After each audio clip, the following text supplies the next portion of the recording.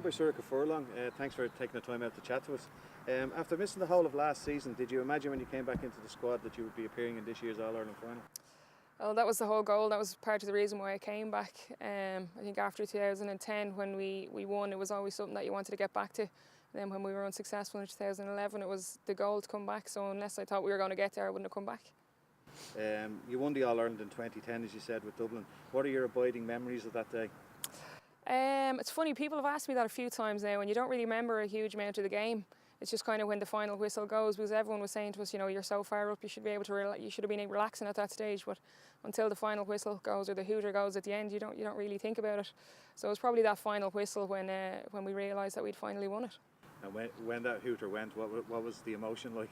Oh, sheer joy. I mean, it's something that we'd worked towards for a long time. There's a lot of girls who were playing in 2004 and you know, it was a long time coming for Dublin, and just I think we deserved it on the day, so it was good.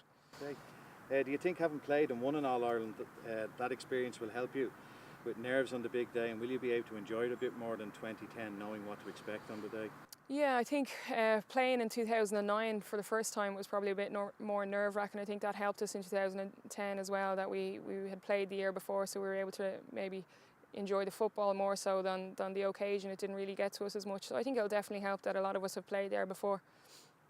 In your semi-final against Galway, the team really had to dig deep after going down to 14 players. And the team this year seems to not be affected by any adversity that's thrown at them, and they don't panic. Does that come from the management, or is it just down to the players? It's a bit of both. I mean, definitely Greg has brought a huge amount of positivity to the squad. You know, if anything bad ever happens, it's always about the next ball, you know. So, I mean, there was never a case in any of the games that we've played. We've been down a couple of times now, and we always seem to come back. Whereas before, we mightn't have been as calm, or even when we've been up by a few points, we might have let off the pedal a little bit. Whereas now the competition is so stiff for places within the squad as well that we really push on at every opportunity. Okay. And what are you expecting from Cork on the day? And do you think Dublin are equipped to handle whatever they throw at you? Yeah, I mean, with Cork, you're always going to get a good game. You know, they've plenty of good footballers, but we've been focusing a lot on what we've been doing now, our training, trying to improve ourselves and work on our own game plan as opposed to focusing on them too much. And I think, you know, we've been working hard enough now where we're at a stage where we're confident with where we're at. Okay, that's great. Thanks for joining us.